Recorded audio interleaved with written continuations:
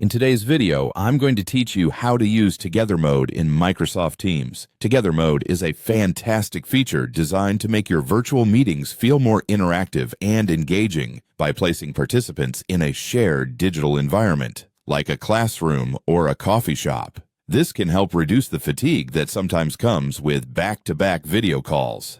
Now let's dive into how to get Together Mode up and running. First, you'll need to head over to the Microsoft Teams website. You can do this by opening your favorite web browser. Once there, look towards the top right corner of your screen. You'll see a Sign In button. Go ahead and click on that. It's important to note that you'll need to have a Microsoft account to proceed. If you don't have one, you can create it before getting started with this tutorial. Next, you're going to log in with your Microsoft account. Enter your credentials carefully to ensure you're logging into the correct account. This is essential as you need the correct access to join your meetings and utilize Together Mode effectively. Once you've successfully signed in, it's time to join your meeting. Navigate to your meeting link or find your meeting in the scheduled meetings list. Click on the Join button, which will transport you into the virtual meeting space. This is where the fun begins, so make sure you're all set up and ready to go with your camera and microphone.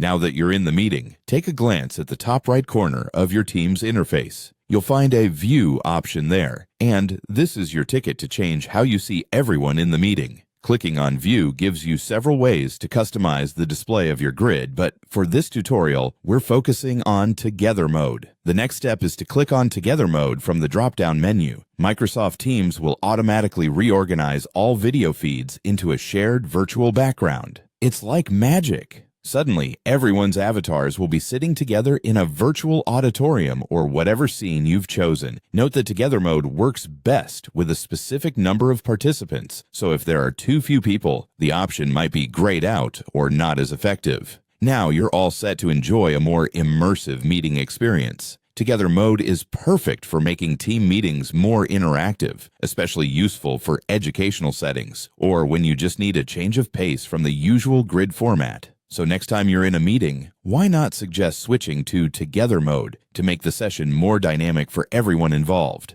And there you have it, a straightforward guide to start using Together Mode in Microsoft Teams. I hope you found this tutorial helpful. If you did, don't forget to like and subscribe for more insightful tech tips. Thank you for watching, and see you in the next video.